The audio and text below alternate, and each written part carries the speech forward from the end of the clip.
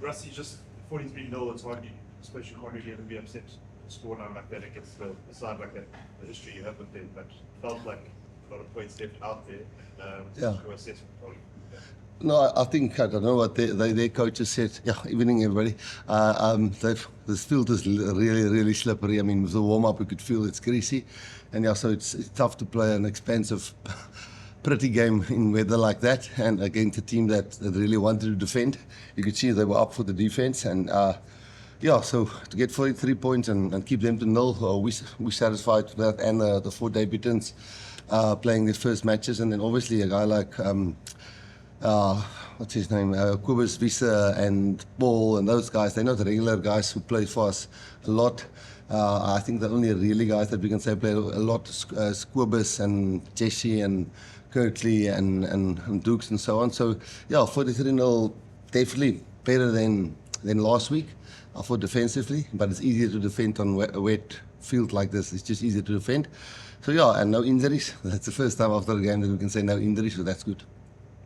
Rossi, just maybe expand a little bit on the debutants, your thoughts on them individually, and then obviously you said Kobus Wiese and him and his brother Jasper obviously did very good. Yeah, they definitely carried it really well, and the lineouts were awesome. Both hookers, I thought, threw really well, and I think Ruben playing at first test match against the Tier 1 nation. I think we didn't lose the lineout ball. And then a guy like Saudi in the scrums with Wilco and Andre Igu and so on. Same with Malcolm and the guys who started there. Obviously, the locks play a big part in the flankers and scrumming as well. So I think scrums, we weren't really on our game previously. This game I thought it was good. Thought our maul stopping and mauling self were good. That was something that we wanted to get right. So we did have a lot of fixes, and we're glad about that. Rusty, these 3 games, I think you've scored 130 odd points, 20 tries.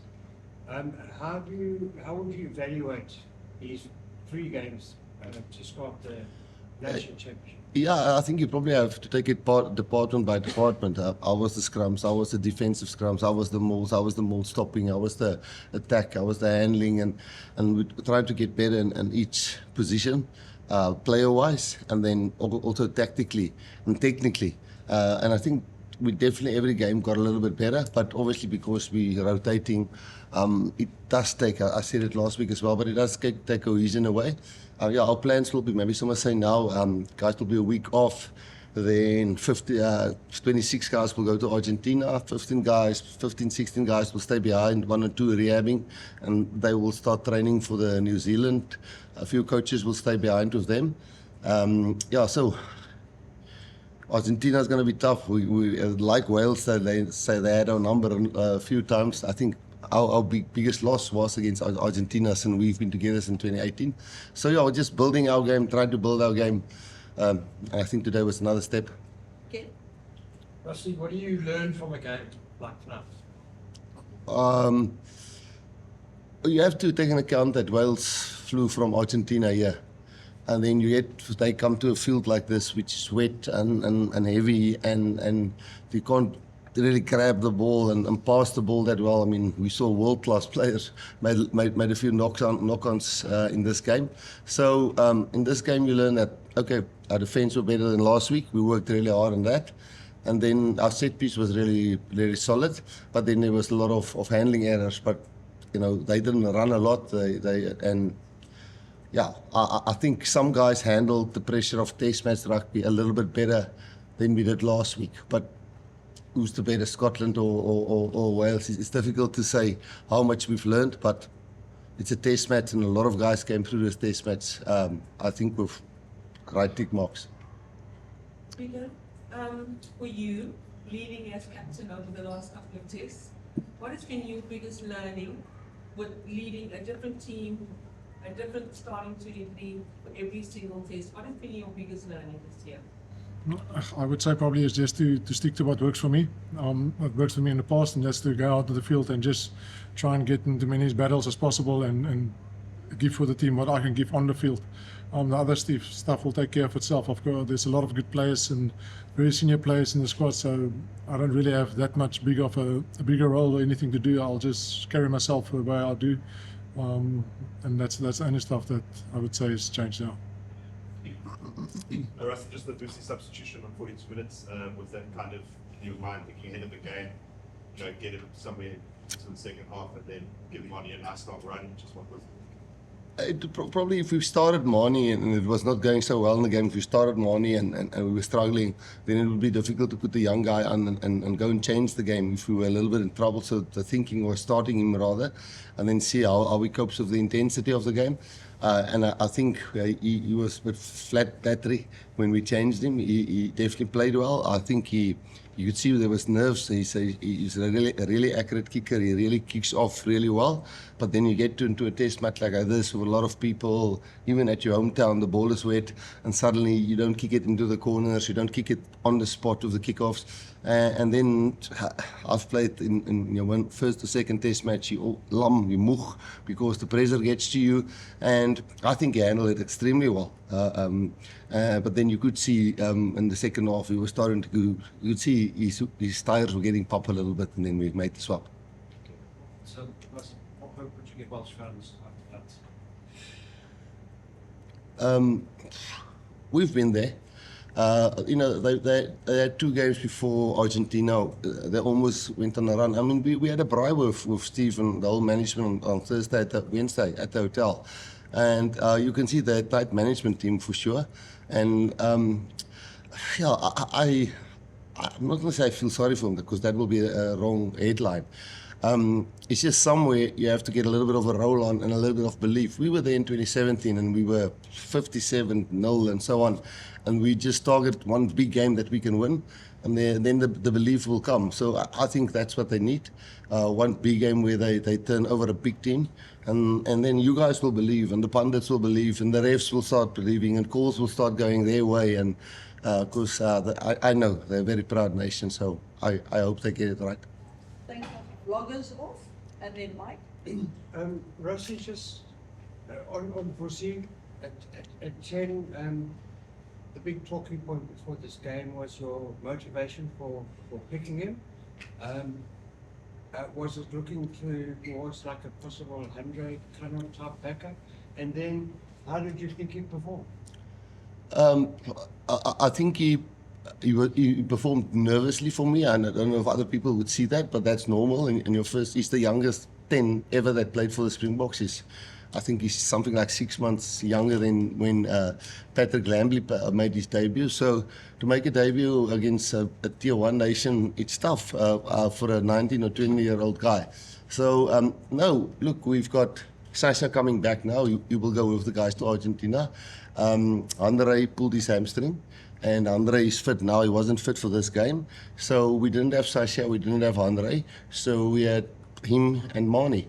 And we didn't want to start Mani because putting a guy on in the second half at that age against a quality team like Wales, maybe it didn't look like that, but we had to grind. I mean, it was 14-0, almost till 30 minutes, and then we only pulled away. So, and we let a few things slip. I think. So, no, we wanted to see, we have to have another fly-off. We have 2 guys out, and we felt he was the next guy in. Obviously, the other fly-off, what's his name for 20s? Yakim. Yakim. I mean, he's a wonderful player. We would love to have him also in the mix. But we felt so bad keeping Vusi here, and they can't play him there where he could now play in the final now. I don't even know what the score is. Hope they're doing well there.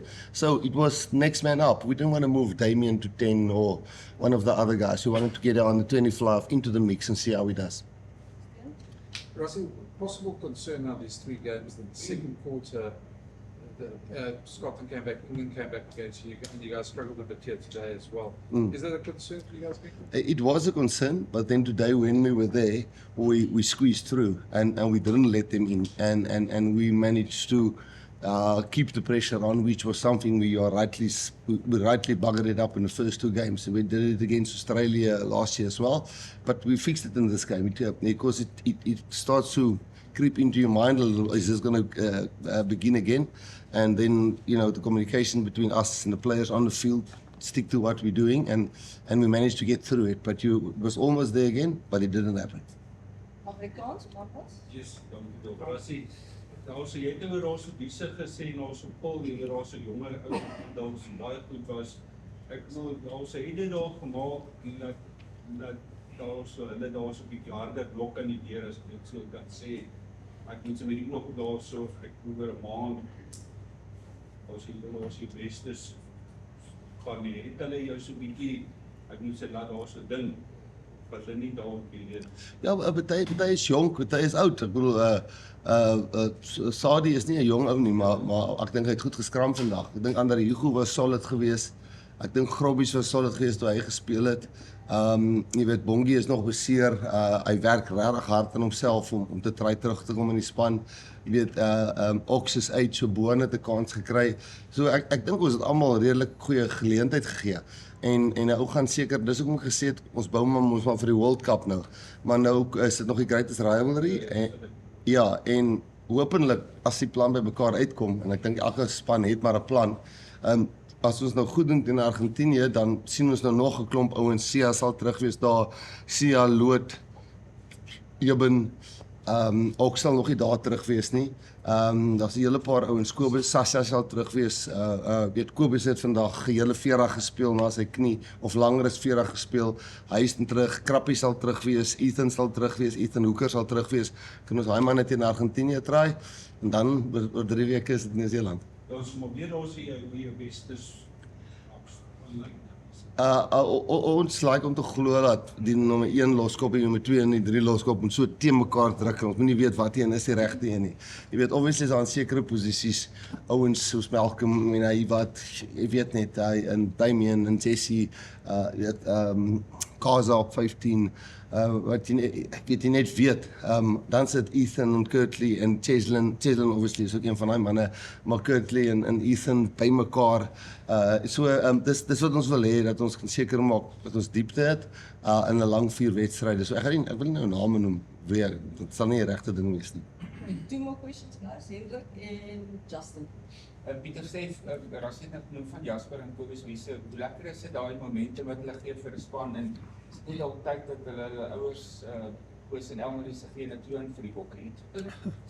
Ja, ek dink dit is 'n ongelooflike voorreg. Ek en my broer het ook in die verlede verstaan saam gespeel, so om vir die span ook te kan saamspeel as twee broers, dink ek is 'n baie groot voorreg en eer en ek dink hulle ouers is verskriklik trots op hulle en hulle is trots op mekaar.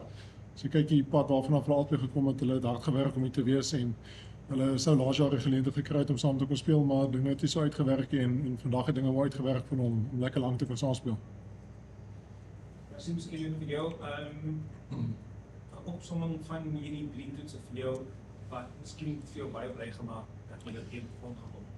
Ja, as jy na die kampioenskap self kyk, dan het ons 15 punte en ons lê bo in die tafel. Jy weet, ons het Engeland en Skotland gespeel wat in die top 5, ek weet nie was Engeland nou naby in die top 5 lande is, so en ons het 15 punte. En ons is bo op die tafel en ek moet eerlik met jou wees, ons het besluit om 'n bietjie meer te try bou in hierdie 3 games as wat ons net gegaan het vir om hierdie kampioenskap te wen. En obviously nou is hy bietjie gepak en dan speel ons hom eers weer in Desember. So dan daar gebeur baie goed van nou of November. So daar gebeur baie goed van nou tot Oktober, November.